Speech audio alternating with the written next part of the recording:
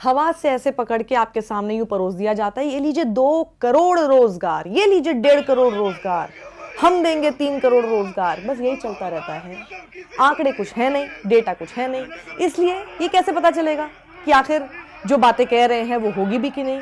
और जब कह रहे हैं कि जी इतने करोड़ रोजगार दे दिए तो वो हुआ भी कि नहीं। अब देखिए धरातल पर जो चीज है उसी से समझ आता है। भगवान कसम किसी को नहीं मारे कभी मारे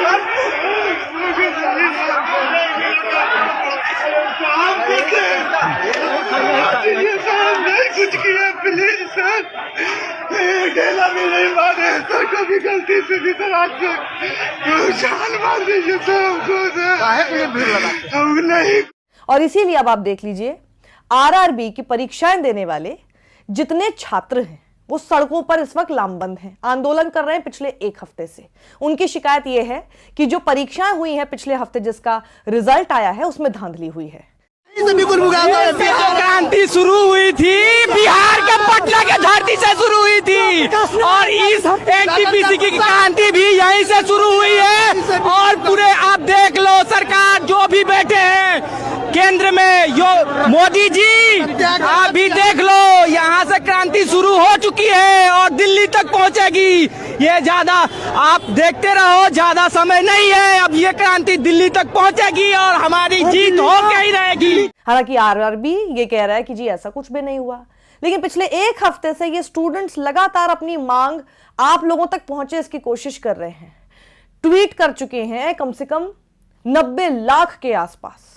उसके बाद भी जो नेशनल मीडिया है उसकी तो नींद ही नहीं खुलती है। लेकिन चलिए हम आपको बता देते हैं कि आखिर इन बच्चों की मांग क्या है। ग्रुप डी में क्या करवाएगा, ट्रैक पे बिठवाएगा, स्टेशन में झाड़ू लगवाएगा, झंडा लहरवाएगा। और पता है क्या कल नोटिस आ गया आरआरबी का कि आपको 2 एग्जाम देना पड़ेगा, मतलब प्री दीजिए, मेंस दीजिए, दौड़िए, मेडिकल दीजिए, डीवी दीजिए, उसके बाद बाबू लेकर जुगाड़ लगवाइए, तो पैसा दीजिए तब जाकर नौकरी होगा। अब बताइए ग्रुप डी का तैयारी कर रहा बच्चा, एक मध्यम वर्गीय परिवार का लड़का है, गरीब को आप राशन दे दीजिए 5 किलो 10 किलो, बड़े लोगों को कर्ज दे दीजिए। ये हम जितने दिख रहे हैं ना मध्यम वर्गीय, जिसके पिताजी कोई नॉर्मल नौकरी करते होंगे, किसी किसानी करते होंगे, तो हम लोग क्या पागल हैं? हम लोग के लिए कुछ नहीं है, एक नौकरी है वो खत्म कर दीजिए आप। हम लोग इसी उम्मीद से ना है 5-6 महीना में खर्च करते हैं कि हम भाई कुछ कर ले, हम इतना कमा ले कि हम थोड़ा ढंग का पहन ले, ढंग का खा ले, ढंग से जीवन जी ले। कौन 30,000 में हम ताजमहल बनवा लेंगे? 30,000 में क्या कर लेंगे? हम तो जी लेंगे। और आपके बाप का पैसा का नहीं जिएंगे, वो हमारा टैक्स का है। आपका बाप के पैसा से कोई सरकार नहीं देती है कि हमको नौकरी में कोई कहता होगा कि रोजगार कहाँ से दे, तो ना बाप के पैसे से नहीं दीजिएगा ना, आप इस्तेमाल कीजिए, आप बस उसमें से निकालिए। देखिए ये इतने परेशान इसलिए भी हैं क्योंकि एक तो नौकरियां वैसे ही नहीं है, बड़ी मुश्किल से तो भर्तियां निकलती हैं और उसमें भी अगर उनको लगे कि जी धांधली हो रही है तो उनके आरोपों पर सुनवाई होनी चाहिए। लेकिन इसमें मैं आपको बता दूं कि ट्रेन फूंकने जैसी जो चीजें हैं, भैया छात्रों आपको बोलना चाहेंगे थोड़ा सा किसानों से सीख लीजिए। 1 साल वो बैठे रहे, हिंसात्मक नहीं हुए, किसी प्रॉपर्टी को उन्होंने नुकसान नहीं पहुंचाया। आप लोग भी ये सब कुछ सीख लीजिए। आपका आंदोलन करना आपका अधिकार है, लेकिन हमारे देश की किसी भी संपत्ति का नुकसान करना आपका अधिकार कतई नहीं है।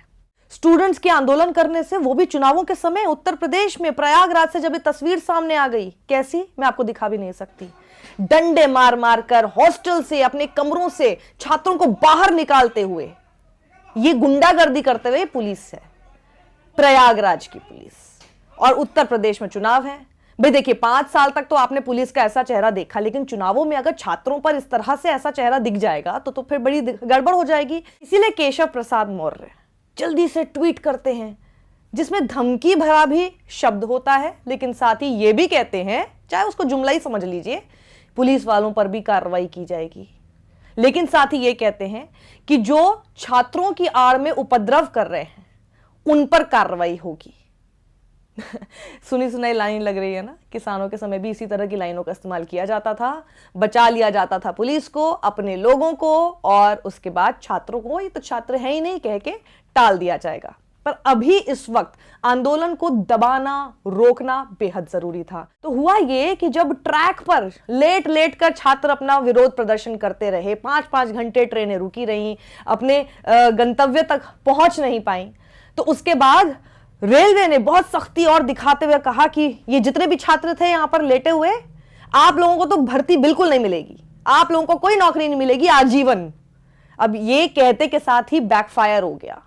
जो मीडिया तब से आंख बंद करके बैठा था कि गलती से दिख ना जाए ये खबर, उसको भी खबर चलानी पड़ गई।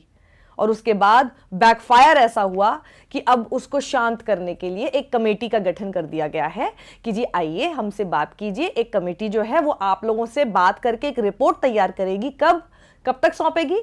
4 मार्च को। देखिए इस बीच चुनाव होते रहेंगे और आखिरी